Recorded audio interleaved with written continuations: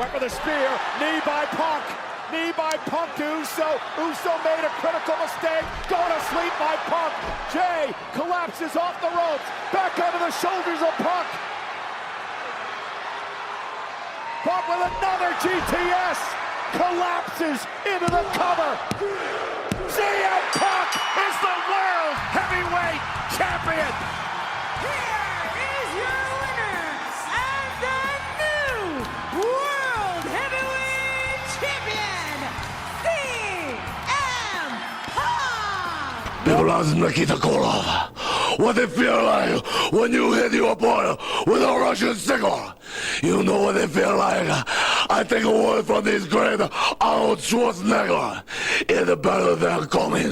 That's what I make Nikita Koloff feel like. Better than coming. Paruski, Zabataha. Nikita's got the object.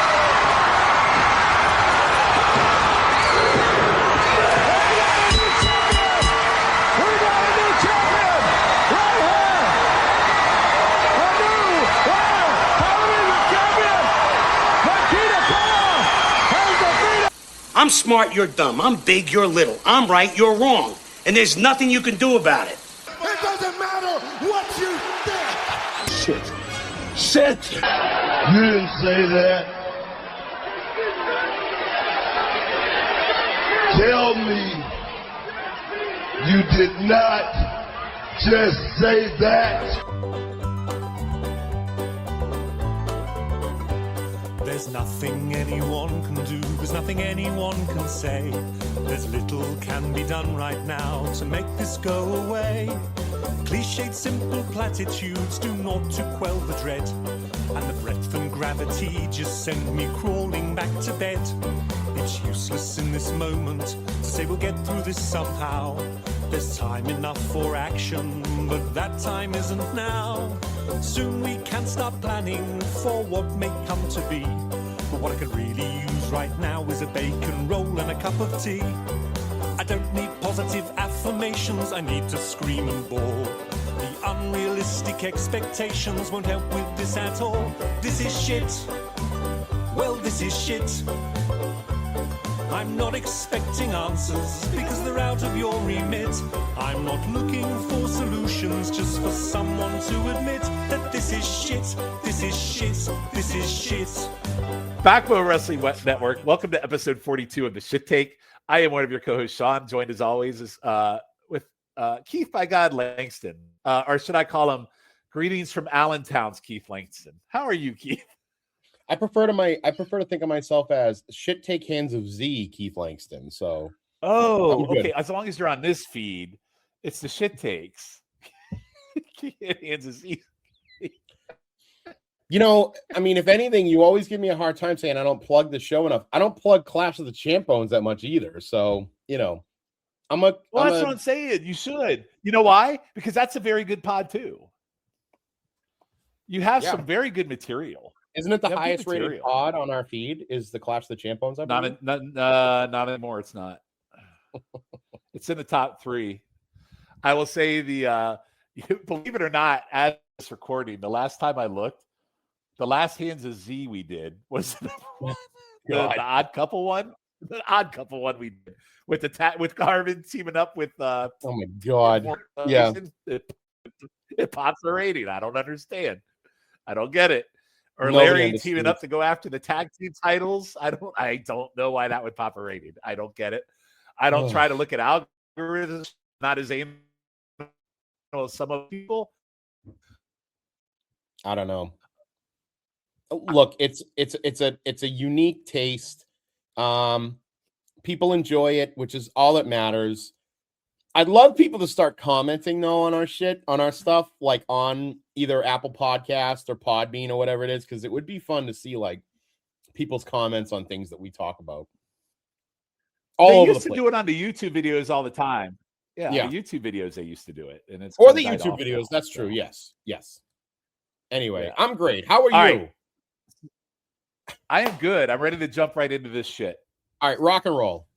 The floor is yours, Senator. All right, you're up. No, you're up first this time. You're up first this time. No, because in the pre-recordings, I made you first again by accident. Oh, okay. Oh, all right then. Well, all right.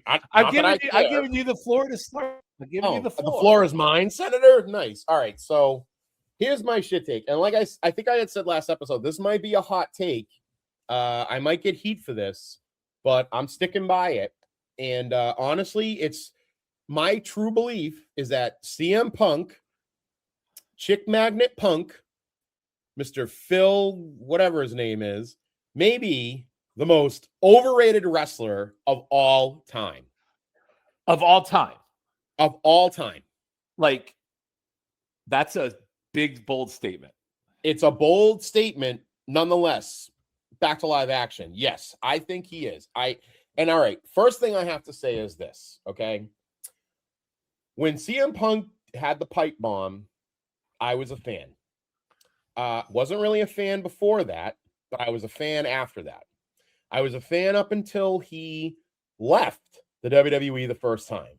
And I have to say my credentials on this because I loved when he left with the title.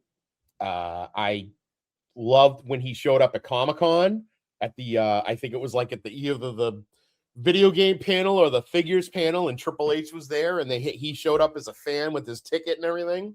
That was a really good angle run he did in 11. It was pretty good. The Summer of Punk, yeah, absolutely. Yeah. I was pissed when he came back, and then they did that stupid thing with Kevin Nash, and then Triple H kind of inserting himself into it. Even though at the time I was still kind of very high on Triple H, I was still like that. I felt that wasn't fair. I thought that his run with the title was great when he was the champion. I hated when he lost the title to The Rock, but I liked when he was going up against The Undertaker. I thought that was a great match. That was a great angle. I liked him against Brock. I liked him, but the bottom line is this: when he left the first time, I was like, okay, whatever, he's gone. It is what it is. Let's see what happens. And then he comes back after doing he goes to UFC and fails miserably at UFC. He failed very badly. He was embarrassed in UFC.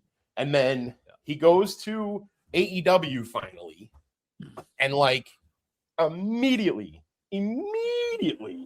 becomes the world's biggest pain in the ass. And I'm watching this going, okay. And I listened to his entire interview he did on Cole Cabana's show, and how he basically burns the fucking bridge and buries Vince and buries Triple H and buries the entire fucking company. And then he goes to AEW. He becomes a pain in the ass in AEW. He fucking buries half of those guys that, Kenny Omega, and then what's the tag team of the brothers? The Young Bucks. The Young Bucks. Yeah. Yeah. And it's like, okay. It basically what it started to show was he's just a bitter old fucking fool, is what it started to show. And then he comes back. Well, no, because then he comes back. He gets fired from AEW or quits AEW, whatever the fuck happens there. He comes back. I'm not going to go into the whole he spoils Randy Orton's return, because I think it was the worst kept secret that Randy Orton was going to be at Survivor Series anyway. So that's not, but he comes back. He gets hurt right away. He gets hurt in that Rumble. It's just, I don't know. He hasn't been putting on 5-star matches, all the time. He's just like a pain in the ass. You can tell he's a fucking pain in the ass. And then, he had a good feud with Drew, but he kind of helps bury Drew, which pisses me off because I love Drew McIntyre. And I feel like Drew got the shaft it continues to get the shaft. Because if anything, that Raw promo between Punk and Reigns, where they fucking basically buried Roman. I mean, they buried Drew, which was awful. And something just about him to me is just wah. And in all honesty, he was at his best point of his career was probably when he was in fucking Ring of Honor. And even then he was in Ring of Honor and he was doing great work because of who he was working with. And I think that I have just never been a big fan, except for that one brief period of time where he was like, you know, he was kind of the guy. I didn't even like him when he first came in up from like, I guess it was ECW. And then he came in and he had like the feud with Jeff Hardy and he had got his head shaved and he was wearing that like the Straight Edge Society and all. Like it was just like, it just seemed like it was like, it's funny. The Straight Edge Society, I feel like it was basically what Daniel Bryan did like 5 years later was fucking way better, you know? And I just don't think that, I think the highlight of his entire career is that pipe bomb. And that's it. And that's what they go back to all the time because that's really the only highlight of his freaking career. Is that one promo that he cut, and the only reason that it was like that big of a deal is because it was like the final nail in the coffin of kayfabe, really, and that was kind of it. Okay, but the biggest thing biggest thing that burns me. Hold on, the last thing I'll say is the biggest thing that burns me that makes me feel like he's the most overrated asshole out there is really I go back to that interview he does with Colt Cabana. Because then all the follow-up to that interview, like him getting sued and then in retrospect suing Colt Cabana and just like every bridge that he burned and destroyed. And then for him to turn around and be like, oh, okay, I'll come back and work with Triple H. And that's why it's funny because for all the guys that Vince had burned bridges with, a lot of those bridges were mended by Triple H. So it's really funny to me that the one bridge that Triple H had burned with him, he mended. And I think that speaks very highly of Hunter and Paul Levesque, and that he was able to overlook this obnoxious, overrated, overinflated ego fucking douchebag who is just constantly a pain in the ass, looks winded in all his matches now, looks like a fucking antique dinosaur when he's in there. And honestly, it's another bunch of like, it's who he's working with that I think brings out the best in him. And I'm actually looking forward to Roman Reigns beating the shit out of him at WrestleMania and making it look real believable and then beating him for the title. Even though I'm not thrilled about a Roman Reigns run, I hope that's what happens. I think that's what'll happen. But okay, so that kind of might be a shit take because to say the most overrated of all time, that seems. Think about all the overrated wrestlers in the entire span of wrestling history. The only other person that's more overrated, maybe the second most overrated. The only other one that's more overrated than him is the fucking Warrior. That's it. Stone Cold Steve Austin. Highly unlikely, Jess. I don't want to talk about it. Move on. Stone Cold Steve Austin is more overrated. Nope. Oh, Stone Cold really is not over fucking rated because Stone Cold's mic skills were fucking superior to the CM Punk's. Thank you very much. I don't know about that. Okay, whatever. That's your opinion, and you're saying it only because you want to make me angry. No. You wouldn't like me if I'm angry. No. Oh, okay. The Incredible Bulk. Yes, I got it. Okay. All right. Incredible Bulk. You wouldn't like me if I'm angry. Don't make me angry. You won't like me if I'm angry. You won't like me if I'm hungry. You won't like me if I'm angry. All right. Okay, so is it an egregious shit take? No, it's not. Do I think it's a shit take? And most people would think it's a shit take? Yeah, because that's a pretty bold statement.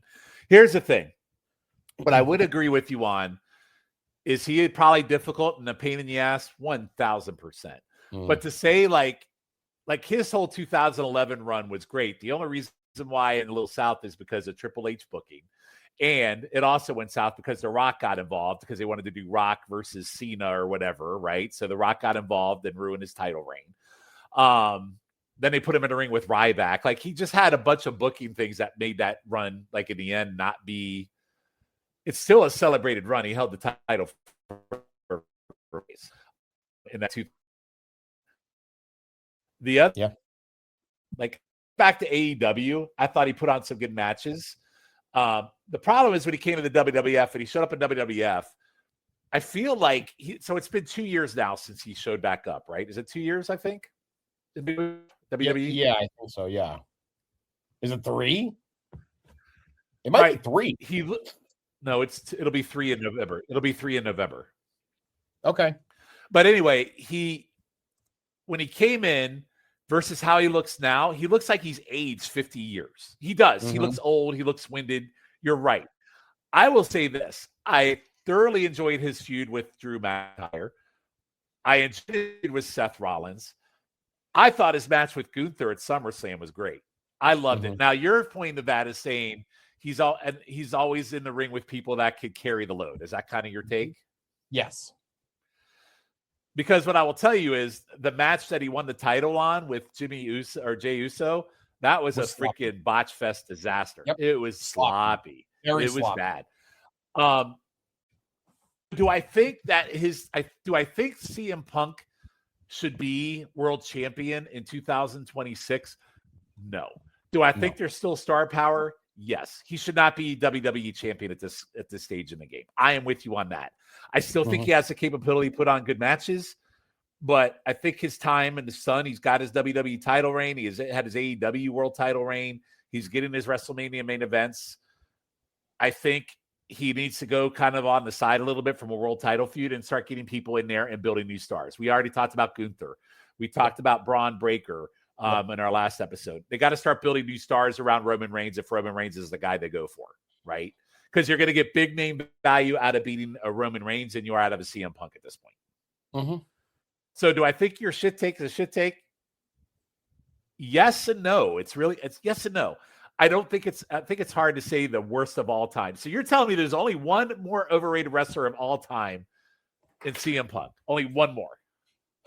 I think, and again, I don't know if I necessarily agree that Warrior is that overrated because honestly, like he's not. He has good matches. No, but aside from like Vince, like did anybody else really fucking think that the Warrior is like the greatest of all time? No. I mean, I'm sorry. I mean, I don't know. All right, name some guys that you think are more overrated than him. And be serious. Don't say fucking Austin. Like, be serious. LA Knight.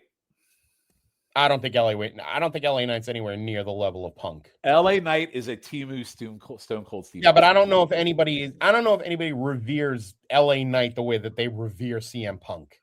Okay, so you want to put it in the context of those that are revered, kind of. I want to put him in the context of the way people think that he's the greatest gift to wrestling. Okay, so reframe it. I think he's the most overrated wrestler that people consider a top tier. How's that? That's how, I guess if that's how you want to say it, sure. However you want to put it. Listen, this might be a shit take. I'm still going to say Steve Austin. Okay. I do think Steve Austin is highly overrated. I do. Okay. I do. I think he's a moment in time, blip on the radar. I love the character work. I love all that stuff. But when it comes to the overall, he is overrated. Okay. Whatever you say. And I'm not trying to make you mad. I love how you make it seem. Here's another one. Here's another one. Booker T. Very overrated. Extremely overrated Booker T. Again, another guy that you don't like.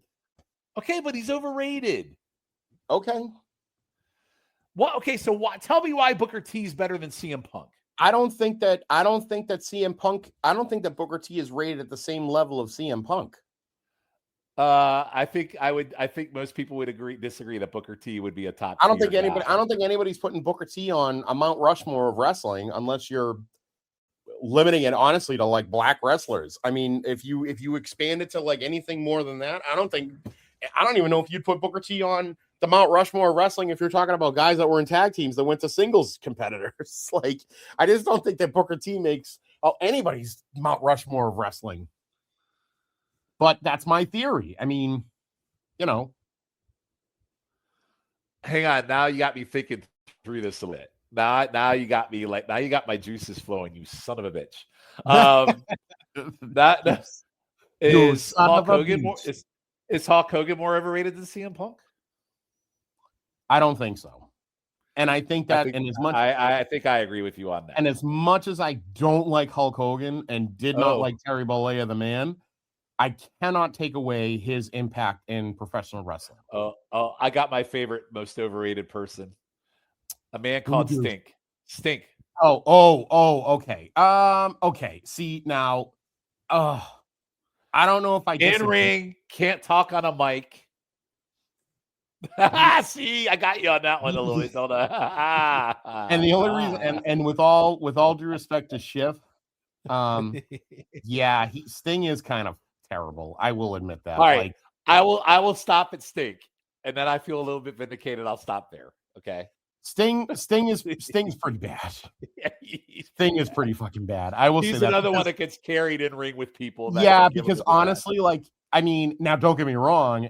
Do I wish they had taken Sting instead of the Warrior? Yes. I wish we got Sting. Oh no, I disagree. I think Warrior screamed star way more than Sting did. Okay.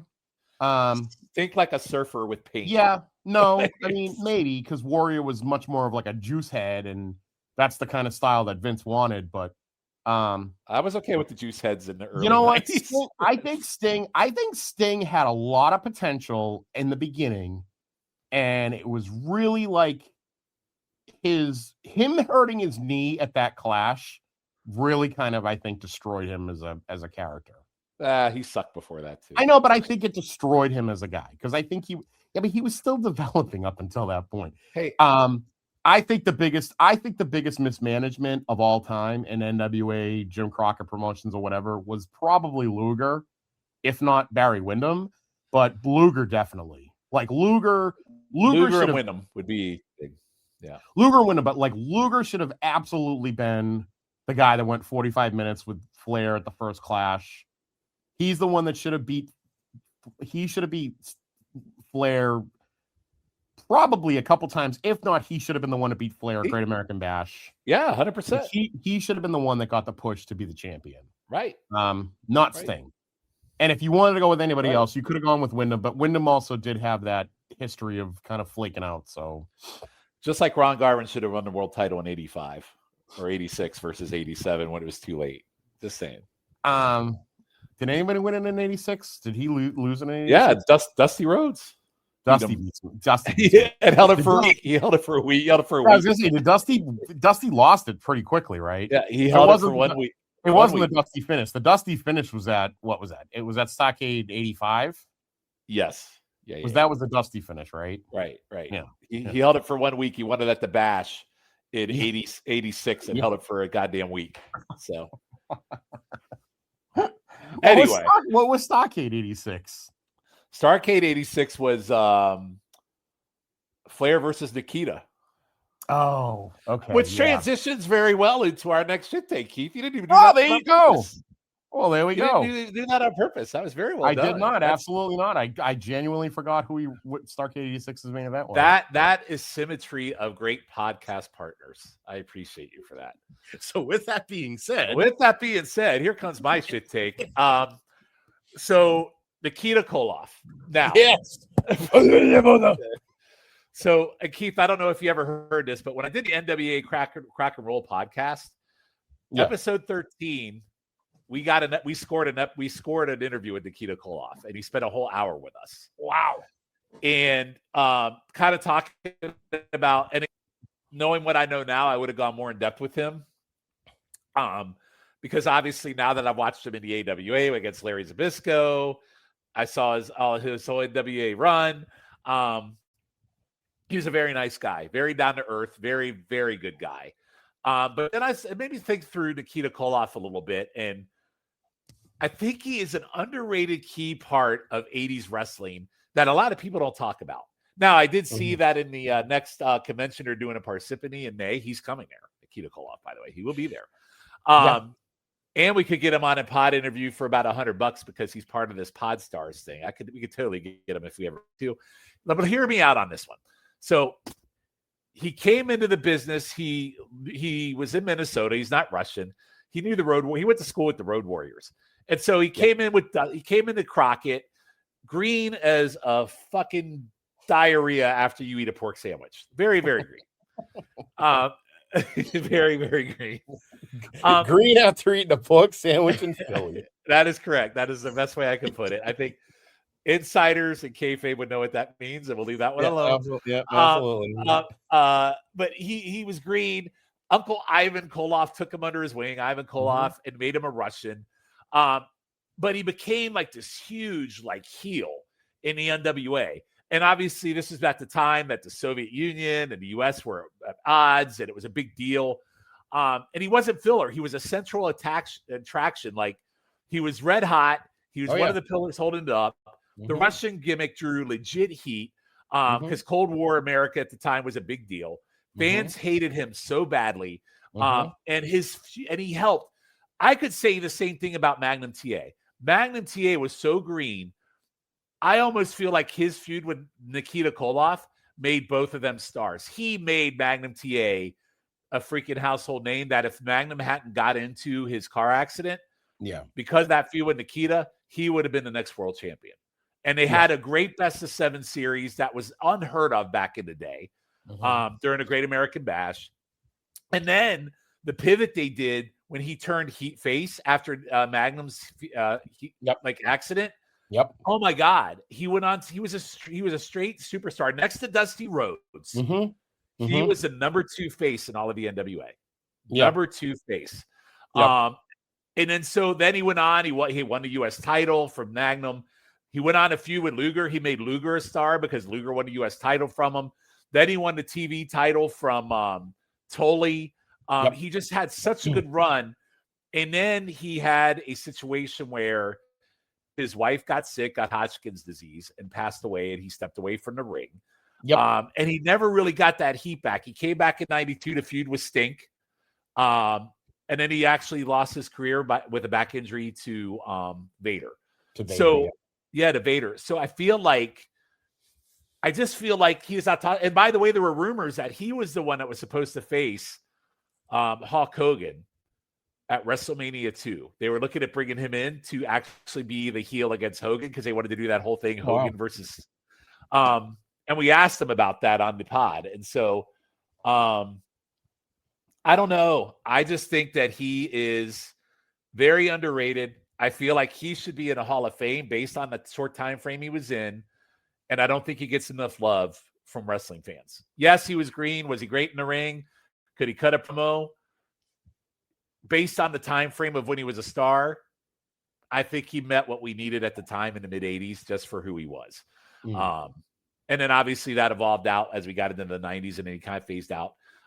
Went to the AWA, and then after that, he fell off the radar a little bit. But he held major champions, World Tag Team Champion, U.S. Champion, World TV Champion, Starrcade Main Event 86 with Flair. He was just a big, big deal for WWE, number 2 babyface, and the number 1 heel at one point. Even I would even say he was the number 1 heel over Flair at one point in the summer of 86. So that's my take. Nikita Koloff does not get enough love for being an 80s pillar of professional wrestling. That's my shit take. So I would love to hear your thoughts. I think that the I don't want to say because of his length of time in the ring that he doesn't deserve to be a Hall of Famer, because I mean, in all honesty, I think Yokozuna's in the Hall of Fame. I know Yokozuna was a WWF champion, but Yokozuna's body of work is like 92 to 96, and that's it. So, and it's really not even 92 because he comes in at the end of 92. So it's like 3 years at most, 3 to 4 years. And he's in the Hall of Fame. And I'm not saying he didn't deserve it either, because he did, And I would say that, I mean, Nikita had a run he ran from 84 up and through 92. And he probably would have been going on still if he hadn't gotten hurt. I think that there was lots of stuff. I mean, I remember his feud with Sting when he came in at Wrestle War. And I mean, that feud with Sting was pretty fucking awesome, Well, here's what's funny. They brought him in at Super Brawl to feud with Luger. Yeah. No, I'm sorry, at Wrestle War with Luger, because he came and presented Luger with the U.S. title. Yeah. And on the very next pay-per-view, they shifted over to Sting. Well, at Super Brawl, he hits Sting with the chain as opposed to and then that's when their matches were poo-poo, but that's because Sting's poo-poo. I like how you say poo-poo. Sting is poo-poo. But you know what? It's kind of cool when he comes back, and I know you hate the Dangerous Alliance era and everything, but I'll tell you, man, that friggin' that War Games match is one of my favorite War Games matches. Hey, do you know who hates that match with a passion? It's got to be what? I'm sure it's Matt. Tim Capel. Tim Capel? Of course he does. Well, Tim Capel hates everything. He really hates. He says we talk about overrated wrestlers. He says that's one of the most overrated wrestling things of all time is that match. So, wow, I actually love that War Games. I do. No, I agree with you 100%. I think it's an amazing match. Absolutely. But it also has like the majority of people in that match are like people I love. So it's like, except for Stink. Yeah, of course. I mean, Larry Zbyszko's Sting- in it. How are you Sting- going to hate it? I Zbyszko's mean, in it. Sting and like it's Sting and Rude are really like the two that I just could do without. I mean, that has I know your thoughts on Steamboat, but it's got Steamboat, Wyndham, Rhodes, Koloff, it's got Arn Anderson, it's got Bobby Eaton. I mean, come on, and then yes, Larry Zbyszko. Larry, the living legend. It's so funny. Does Barry submits in that, right? Larry submits in that. Doesn't Larry submit in the one where he's replacing the Horseman too? Oh no, that's the one where Sid Vicious power bombs Pillman. Yeah, but Elliot got David. Yeah. Larry's in that match. Yeah, but anyway, so Larry's the sub. Yeah, but anyway, so we should watch that War Games as part of it. I'd watch that match. It's not any longer than some of the matches you give me to watch. No, I mean, but yeah, I think that actually, you know what? His feud with Vader would have been friggin' awesome if Vader didn't fucking hurt him. He had a short run feud with Rude too, by the way. He did, but when he starts feuding with Vader, that would have been awesome. That would have been a great.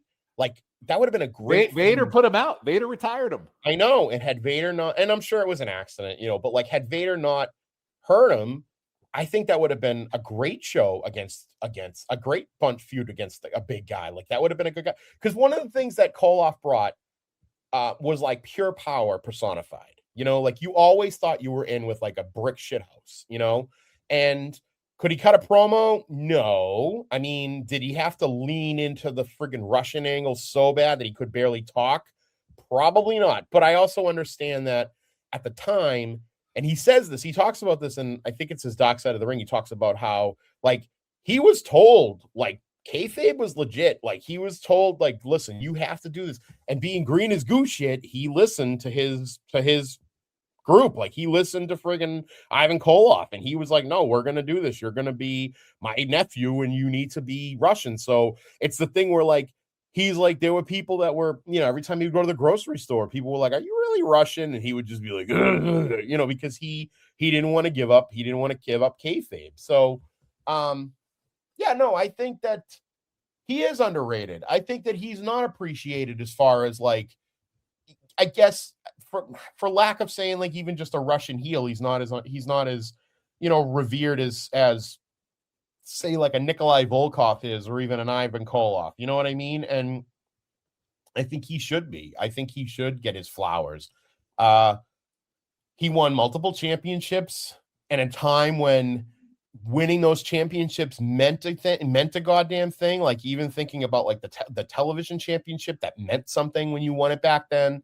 The US totally Blanchard for it, right? Right. Like, he didn't just beat friggin' Lord Steven Regal or Larry Zbyszko. He beat fucking Tully Blanchard, a Hall of Famer, I might add. And considered probably one of the best. It's so funny. Like Tully's considered one of the best tag team wrestlers of all time, but really Tully's like one of the best fucking wrestlers of all time. Like Tully's so good as a singles. I think when we listen to 24.5 of Hands of Z, I think we'll have a good discussion around that, by the way. Absolutely. So I would agree with you. It's not a shit take. I don't even think it's a bad opinion. I think it's probably something that's well overdue as a Hall of Fame induction for him, just because of the shit he did in the NWA in Jim Crockett. Because that's really all he performed in. I mean, you could say his AWA shit, but he didn't really do a ton in that, No, he only showed up for one taping for the AWA. So. Yeah. So, I mean, and I don't know. I mean, I know he showed up in Herb Abrams' UWF, but I don't think that you don't count those two things. But he had that fucking awesome match against Larry Zbyszko that we watched. He should have won the Western States title. Could you imagine Nikita Koloff as a Western States champion? It would have been another guy who didn't really come from a Western state winning the championship. Actually, he did come from a Western state. He's from Minnesota. That would have been perfect. That is right. He should have won the Western States title and been like, I am not Nikita Koloff. I am Nelson Simpson. And then been like, I am from Minnesota, and this is the real championship. Larry Zbyszko Jatota, Western State champion. Yeah, so I'll go on that. I think that, yes, he probably should get his flowers, and I would be all for that. And I'll make a deal with you. If they ever put him in the Hall of Fame, I'll go to the Hall of Fame ceremony with you, and we'll hold a sign up that says, Nikita, we love you. Dostoevsky or whatever. I would, but again, doing him on a pod, he was a very, very friendly, very good guy. So I wanted to give him his flowers a little bit. So. Well, I hope I get to go to that Parsippany show. I'd love to meet him. So I got to look at that. That's in May. I'm waiting to see if our boy gets in there. I'm still waiting on that Zbyszko Garvin combo. You give me that combo, all bets are off. I'm all there. Bets are off. I'm there. I heard they're going to be at WrestleCon Saudi Arabia next year. So could you imagine Garvin at freaking Saudi Arabia? Oh, the real hands of stone, the Saudi prince. Oh boy! All righty. Oh, no swords. Anyway, the swords of stone. Swords of stone.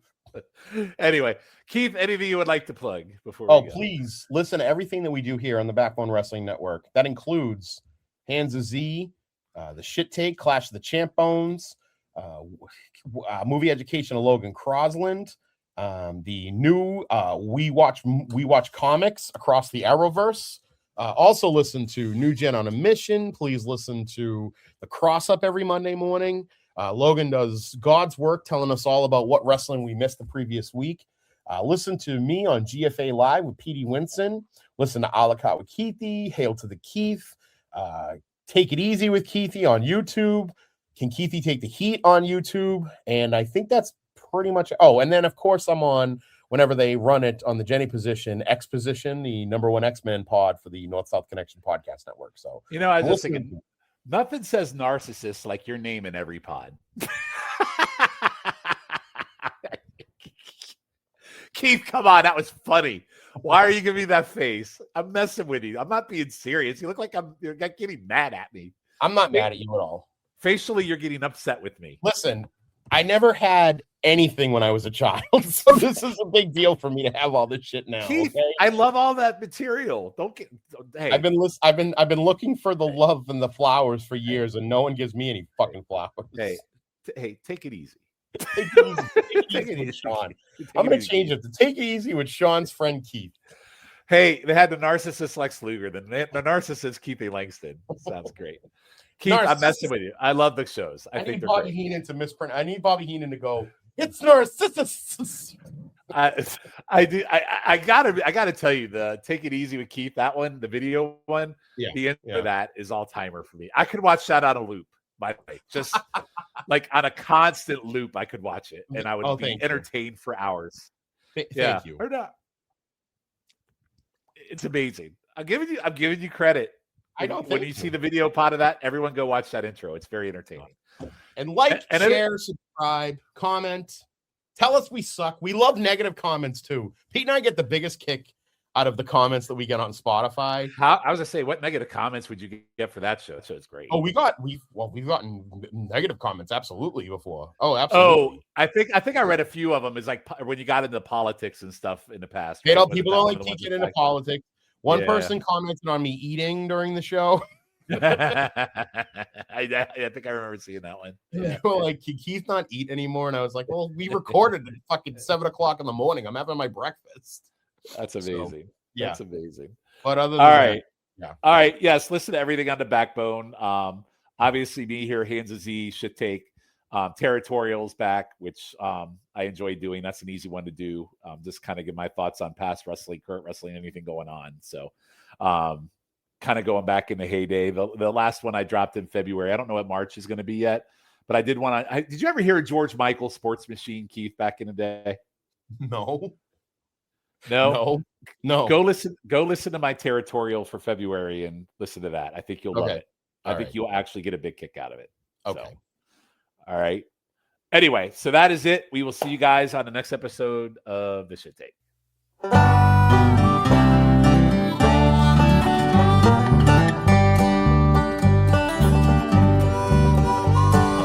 I'm right and you're wrong, that's the name of this here song. This discussion's gone on way too long. I'm right and you're wrong.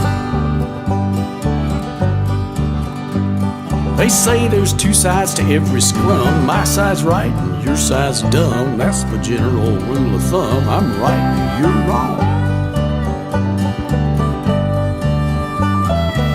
If I'm right and you're wrong, I guess this can't be a sing-along. 'Cause you'd sing I'm right and that'd be wrong, 'cause I'm right and you're wrong. I'm right and you're wrong, that's the name of this here song. Dang, you sure are headstrong. I'm right and you're wrong. We can agree to disagree on things you're just too blind to see. Else you just agree with me, 'cause I'm right and you're wrong. Please don't cloud the issue with facts. Let's just stick to personal attacks till there ain't no turning back. 'Cause I'm right and you're wrong. I'm right and you're wrong, that's the name of this here song. Civil discourse just don't belong. I'm right and you're wrong. What's that you say? Maybe we should listen. Maybe there's things we've both been missing. Heck, we could wind up hugging and kissing if no one's right or wrong. Now all this talking's gone on way too long. There ain't gonna be no brand new dawn, 'cause you're an idiot and I'm King Kong. I'm right and you're wrong. I'm right and you're wrong, that's the name of this here song. It turns out all along I was right and you were wrong. I'm right and you're wrong, that's the name of this here song. This whole thing's gone on way too long. I'm right and you're wrong. Yeah, the world ain't flat, it's just oblong. I'm right and you're wrong. And you're ugly too.